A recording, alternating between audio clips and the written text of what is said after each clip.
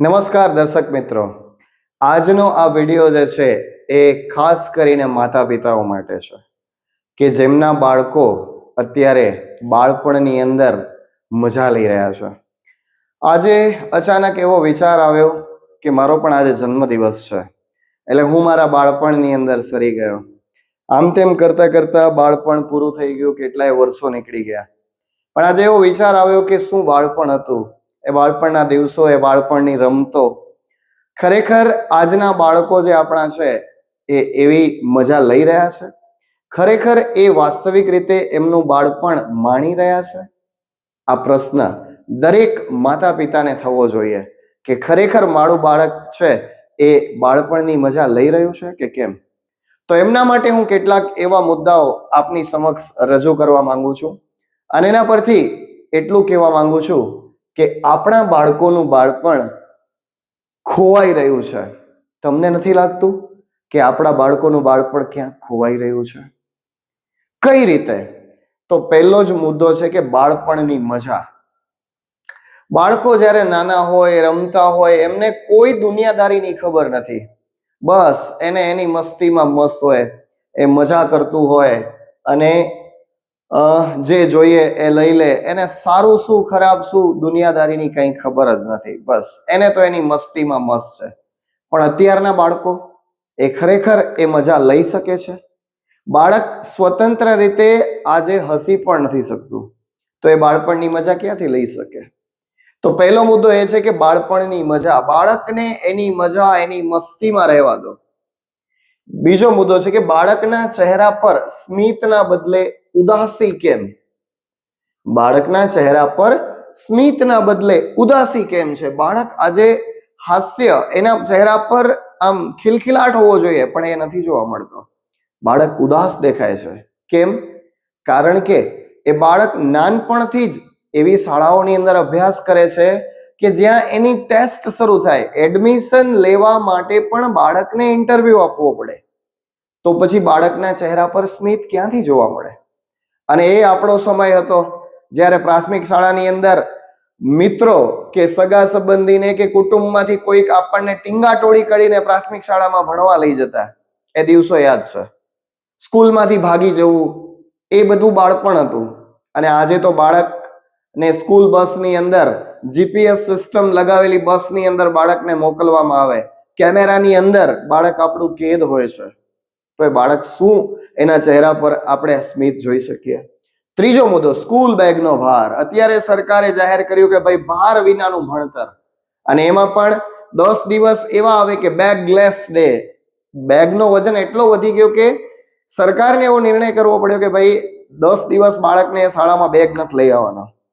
તો એ સ્કૂલ બેગનો ભાર એટલો છે ને, બાળક આમ વળી જાય છે, નમી જાય છે, ઝૂકી જાય છે. તો એ સ્કૂલ બેગનો ભાર. અને પહેલા તો એ બાળકો શું મસ્તી કરતા. પપ્પા કે દાદાના ખભા પર બેસીને ક્યાં ને ક્યાં ફરતા. પપ્પા ને દાદા પર આ રીતે ગોળો કરીને રમતા. પપ્પા દાદા એને રમાડતા. હવે આજે તો પપ્પાને કે દાદાને એટલો સમય નથી કે બાળકોને સમય આપે. તો બાળકો માટે બેગનો ભાર એટલો વધી ગયો છે ને. સરકારે બેગનો ભાર નક્કી કર્યો છે કે પહેલા ધોરણમાં ભણતું બાળક, એના માટે આટલો જ વજન હોવો જોઈએ, એનાથી વજન વધવો ના જોઈએ. આવા બધા નિયમો જાહેર કરવા પડ્યા. આવું ક્યારે કરવું પડે? કે જ્યારે આપણે પોતે માતા પિતા તરીકે આપણે જ આપણા બાળકોને આવી સ્પર્ધાઓમાં આપણે આવી રીતે આપણા બાળકોનું જે બાળપણ છે એ છીનવી રહ્યા છીએ આપણે જ. ત્રીજો મુદ્દો છે મલ્ટી ટેલેન્ટની હરીફાઈ. આજે દરેક માતા પિતાને એવું છે કે મારું બાળક છે ને કોઈ એક લાઈનમાં કે કોઈ એક દિશામાં કે એક ક્ષેત્રમાં પ્રગતિ ના કરવું જોઈએ, પણ એ મલ્ટી ટેલેન્ટેડ હોવું જોઈએ. અરે ભાઈ, આ કમ્પ્યુટર નથી કે એ મલ્ટી ટેલેન્ટેડ હોય, મીન્સ મલ્ટીટાસ્કની જેમ અલગ અલગ કાર્ય કરી શકે. તો બધાના પેરેન્ટ્સને એવું છે કે મારું બાળક છે ને મલ્ટી ટેલેન્ટેડ થવું જોઈએ. એ ડાન્સ ક્લાસમાં બી જવું જોઈએ, કરાટે ક્લાસમાં બી જવું જોઈએ, ક્રિકેટના કોચિંગમાં પણ જવું જોઈએ, એ ટેનિસ કોર્ટમાં પણ જવું જોઈએ, સિંગિંગ ક્લાસ પણ કરે, તબલાના ક્લાસ પણ કરે. એટલે આવું બધું આપણે એક ક્લાસમાંથી છોડીને બીજા ક્લાસમાં, બીજામાંથી છોડીને ત્રીજામાં. તુષાર શુક્લ નામના ગુજરાતી ભાષાના એક જાણીતા એજ્યુકેશનિસ્ટ છે, શિક્ષણવિદ છે, એમને સાંભળો, એ તો એવું કે ભાઈ મારું બાળક અંગ્રેજી માધ્યમની શાળામાં અંગ્રેજી બોલશે જ નહીં. એડવાન્સમાં પૈસા આપી દે કે ભાઈ આ મહિનાની 1000 રૂપિયા ફી લઈ લો, મારું બાળક અંગ્રેજી માધ્યમની શાળામાં અંગ્રેજી બોલશે જ નહીં, એ તો ગુજરાતી જ બોલશે. અને બીજું લખે ચિઠ્ઠીમાં કે મારા બાળકને હોમવર્ક આપવું જ નહીં. હોમવર્ક ખરેખર ગૃહ કાર્ય કોને કહેવાય? આજે તો ગૃહ કાર્યમાં વાલીને ફેણ આવી જાય, એવું તો ગૃહ કાર્ય આપવામાં આવે. તો બાળક મજા કરે કે ગૃહ કાર્ય કરે કે શું કરે? પછીનો મુદ્દો છે રિયાલિટી શો નો પ્રભાવ. આજકાલના પેરેન્ટ્સ પણ એટલા મલ્ટી ટેલેન્ટેડ છે કે પોતાના બાળકોને રિયાલિટી શો માં જોવા માંગે છે. અને રિયાલિટી શો માંથી જે બાળક આપણે કહીએ ને સિલેક્ટ ના થાય, રિજેક્ટ થાય ને, એ બાળકની મનસ્થિતિ શું હોય ને એ આપણે જોતા હોઈએ તો આપણને ખબર પડે. બાળક છે એ કોઈ સ્પર્ધાનું સાધન નથી. આપણે એને સ્પર્ધા માટે નથી રાખ્યું. બાળક એ કોઈ એવું રમકડું નથી ભાઈ કે ચાવી ભરો એટલું ચાલે, એવું નથી. સ્પર્ધા માટે બાળક છે જ નહીં. તો રિયાલિટી શો નો પણ એટલો બધો પ્રભાવ છે. માતા પિતા બંને જોબ કરતા હોય, માતા અને પિતા બંને જોબ કરતા હોય, એવા બાળકોની પરિસ્થિતિ શું હોય? તો એ બાળક તો એના મમ્મી પપ્પાનો પ્રેમ તો એને મળ્યો જ ના હોય. એ કેરટેકર પાસે જ મોટું થયું હોય. ઘરની અંદર આયા હોય તો એની કેરટેકર. હવે તો કેરટેકર જેવી સ્કૂલો આવી ગઈ કે બાળકને ત્યાં જ મૂકી દેવાનું, ત્યાં જ મોટું થાય.